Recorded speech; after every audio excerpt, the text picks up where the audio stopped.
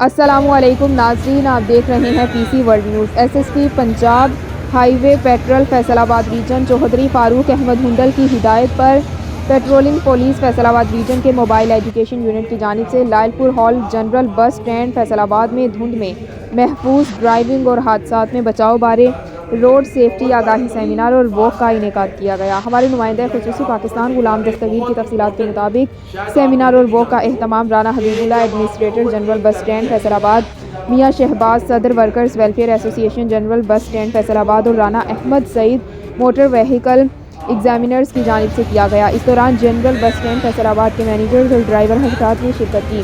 Seminar کا مقصد دھند کے موسم میں ہائی ویز پر ٹریفک حادثات کو کنٹرول کرنے کے لیے ٹریفک قوانین سے آگاہ کرنا ہے۔ سیمینار کے دوران لیکچر دیتے ہوئے in charge mobile education unit sub inspector Rizwan Bhatti نے آیت کریمہ کا حوالہ دیتے ہوئے کہا، جس نے کسی ایک انسان کی جان بچائی اس نے پوری انسانیت کو بچایا۔ دھند میں تیز رفتاری نہ کریں، اس کے ساتھ ساتھ دھند محفوظ ڈرائیونگ اور بچاؤ بارے مفید معلومات بھی فراہم کی۔